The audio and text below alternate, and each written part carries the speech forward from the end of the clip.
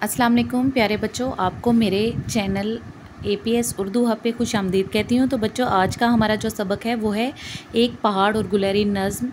इसका मुकम्मल मफ़हूम आपके साथ शेयर करूँगी और आपको बताती चलूँ ये नज़्म लिखी है अल्लामा मोहम्मद इकबाल ने। तो बच्चों, अगर आप चाहते हैं कि आपको मेरी वीडियोस बर वक्त मिल जाएं तो आप मेरे चैनल को सब्सक्राइब कर लें और बेल आइकन को प्रेस करके आल पे आपने प्रेस करना है ताकि आपको वीडियो फ़ौरन मिल जाए। जैसे मैं अपलोड करूं आपके पास नोटिफिकेशन आ जाए, ठीक है। अच्छा, सबसे पहले आपको ये बताऊंगी कि नसर और मफ़हूम में फ़र्क होता है बच्चों। नसर किसी भी शेर को अल्फाज की तरतीब दुरुस्त करके ऐसे लिख देना कि वो आसान अल्फाज में बात समझ आ जाए, नसर कहते हैं। जबकि मफ़हूम जो बात शेर में बयान की गई है उसे अच्छे अंदाज में लिखना या बोलना, बयान करना मफ़हूम कहलाता है। तो चलिए हम अपनी वीडियो की तरफ बढ़ते हैं।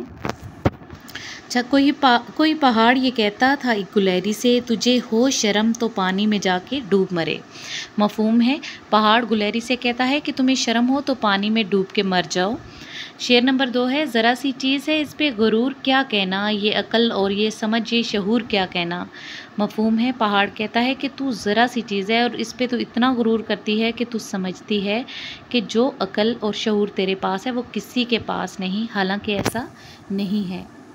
अच्छा, शेर नंबर 3 है, खुदा की शान है नाचीज़ चीज़ बन बैठें, जो बेशहूर हों यूँ बातमीज़ बन बैठें।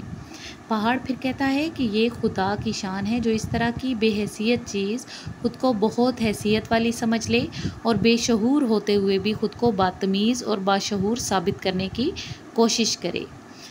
शेर नंबर 4, तेरी बिसात है क्या मेरी शान के आगे, ज़मीं है पस्त मेरी आन बान के आगे।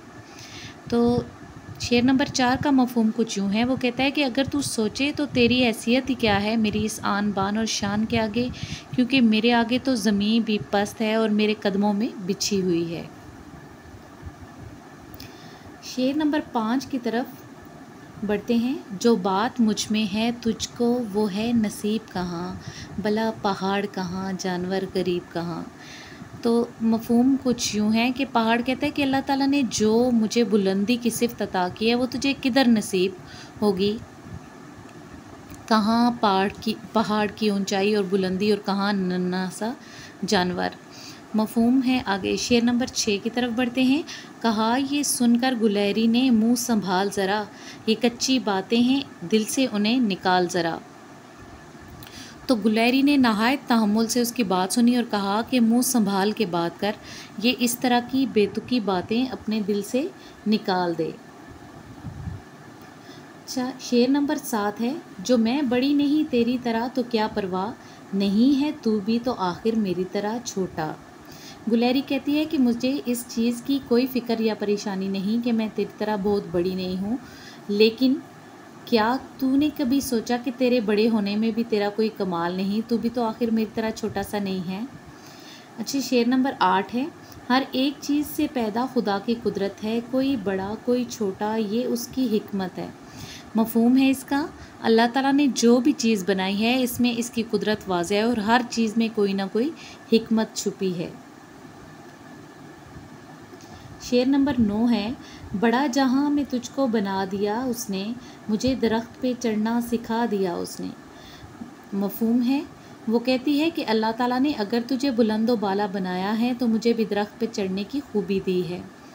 शेर नंबर 10 है, कदम उठाने की ताकत नहीं ज़रा तुझ में, निरी बड़ाई है खूबी है और क्या तुझ में। इसका मफ़हूम कुछ यूँ है, वो मज़ीद कहती है कि तू सिर्फ़ बुलंद है, इसके अलावा तुझ में और कोई बड़ाई या खूबी नहीं, कदम तक तो तू उठा नहीं सकता।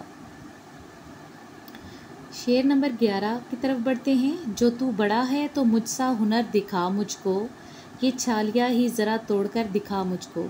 गुलहरी कहती है कि अगर तू खुद को बड़ा समझता है तो मुझे कोई छोटा सा हुनर ही दिखा दे, ज़्यादा नहीं, ये छालिया ही तोड़कर दिखा दे ताकि मैं तुझे बड़ा मान लूँ। शेर नंबर 12 है, नहीं है चीज़ निकम्मी कोई ज़माने में, कोई बुरा नहीं कुदरत के कारखाने में। अल्लाह ताला ने कोई चीज़ बेकार पैदा नहीं की है और इस दुनिया में कोई भी चीज़ बेहैसियत या नकारा नहीं है। अल्लाह ताला ने हर चीज़ को फ़ायदा मंद बनाया है।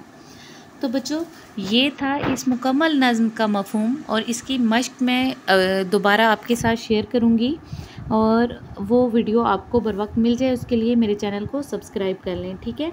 अच्छा, इसमें जो एक मैसेज था, बुनियादी ख़्याल था, मरकज़ी ख़्याल था इस नज़्म का, वो ये था कि अल्लाह ताला ने इस दुनिया में कोई भी चीज़ बेकार या बेमकसद नहीं बनाई, इसलिए ख़ुद को बहुत आला वरफ़ा समझना या दूसरों को बेहैसियत समझना बहुत बुरी बात है। आपको ये बुनियादी मैसेज दिया गया है।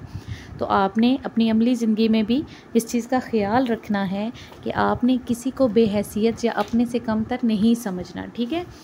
मैं आपके साथ इसकी मश्क दोबारा शेयर करूंगी। उम्मीद है आपको यहाँ तक इस नज़्म का मफ़हूम समझ आ गया होगा। आप इसे अपनी जो आपका काम है इस वीडियो की मदद से मुकम्मल कर लें, ताकि आपका काम बर वक्त मुकम्मल हो सके।